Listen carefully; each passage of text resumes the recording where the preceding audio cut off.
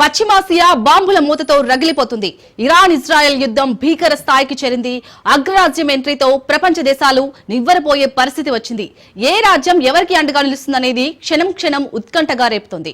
అణుస్థావరాల ఒప్పందం అంశంపై చర్చించేందుకు ఇరాన్ కు వారం పాటు సమయం ఇస్తామన్న అగ్రరాజ్యం అమెరికా అకస్మాత్తుగా కథన రంగంలోకి దూకింది. ప్రపంచానికి ఉన్నటువంటి అణు ముప్పును మట్టుబెట్టేందుకే ఈ చర్యలకు దిగామని అగ్రరాజ్యం అధ్యక్షుడు ట్రంప్ చెప్తున్నాడు.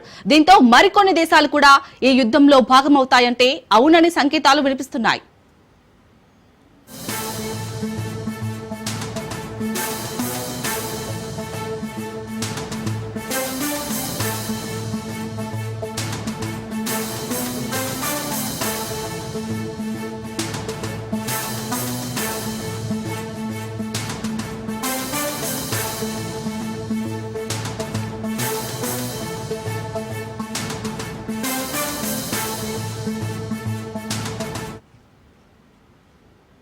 ఇరాన్ ఇజ్రాయెల్ మధ్య యుద్ధంలో అమెరికా ఎంట్రీ ఇచ్చింది.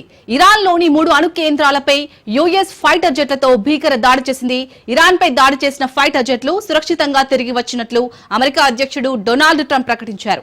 ఇరాన్ లోని ఫోర్డో, నటాంజ్, ఎస్ఫహాన్ 3 అణు కేంద్రాలపై విజయవంతంగా దాడి చేశామని ట్రంప్ తెలిపారు. అన్ని విమానాలు సురక్షితంగా ఉన్నాయన్నారు.